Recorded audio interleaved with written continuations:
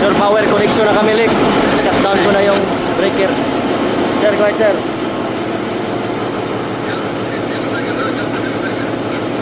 Copy, sir. I will wait on your signal.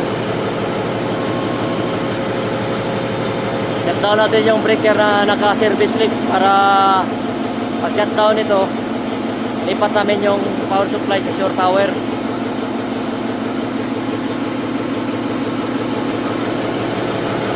Lalagay ko to sa manual. Sa manual na yan. Pag open ko yan, bitaw na yan.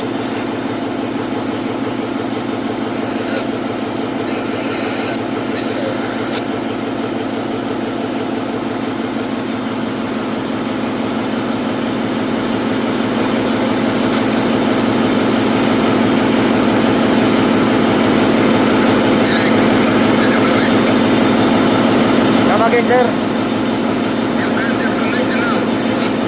Okay, copy. I disconnect.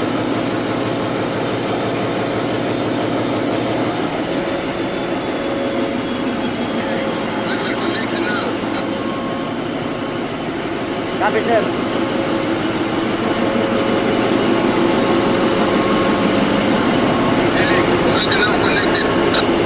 Copy. You already switch on the breaker. I will switch on here the message board.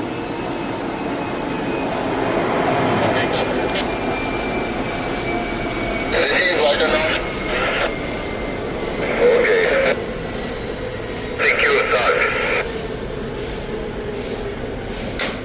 Oh.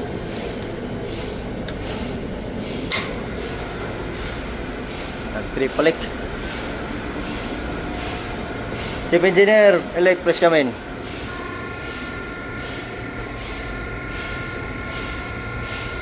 Chief Engineer, elect, please come in. Bago.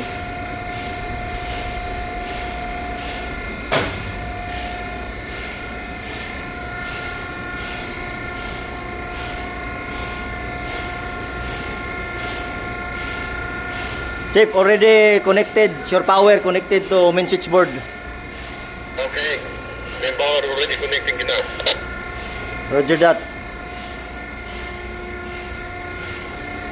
Yun, Nick. Yung frequency is 60.5. Yung voltahe 440.